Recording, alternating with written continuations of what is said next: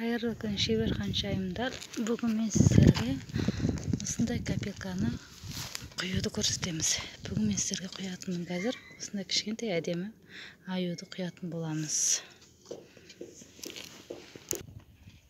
Ол үшін бізге силикон қалып керек. Аюдың алдыңғы беті, мынау артқы беті қалып керек. Бізге гипс керек. Гипсте мен бағыналы деген гипсті пайдаланатын боламын. Және бізге ыдыс керек. Менің заттарыма мән бермей қойыңыздар. Мен көп заказ алғандықтан сыртта жұмыс істеймін, далада. Осы ыдыс керек. Осыған бірінші су құйып аламыз, көздің мөлшерімен. Және енді осыған араластырып, гипсті араластыратын боламыз. Екі қалыпты қосып аламыз, осылай мен осының ішіне құятын боламыз. Ол үшін мына гипсімізді қатты қою да қылмайсыз, қатты сұйық та қылмайсыз. Орташа қылып құйып алып, 3 қасықтай сіздер шамамен төңкеріп, 2 бетін айналдыратын боламыз. Міне біз біріншісін істедік, іші бір айналдыра шықты. Осылай біз 3 рет істейтін боламыз. Мынау екіншінде де құямыз да, артынша тез-тез айналдырамыз. Гипс қатып қалуы мүмкін. Ішінде судың дауысы шығады. Осы су дауысы басылғанша тоқтамай айналдыра беретін боламыз. Міне біздің енді екінші рет құйып болды. Іші қалыңдау болды. Үшіншісін құямыз енді. Үшіншісін құйғаннан кейін тағы да бетін жауып алып, тағы да осылай айналдыратын боламыз.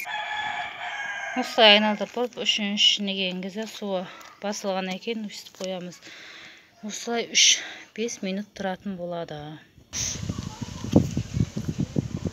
Міне біз болды 5 минутте. Енді осыны резинкасын ортадағы жайлап алатын боламыз. Осылай теріс қаратып, басын ашып шығамыз. Осы гипс жұмсақ кезде артқы жағында тиын салатын жерін тесіп алыңыздар. Себебі қатпаған екен тессеңіздер, сынып кетуі мүмкін гипс.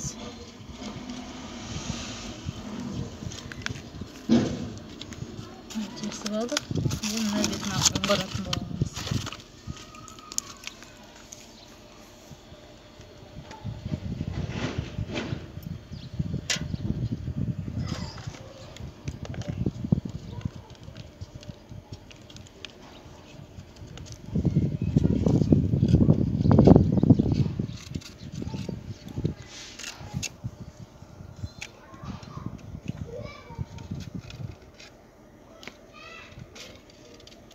Гипстің артық жерлерін, аяқ жағындағы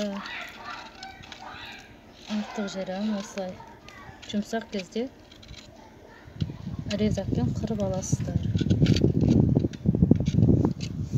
Құлағының шетінде болса да.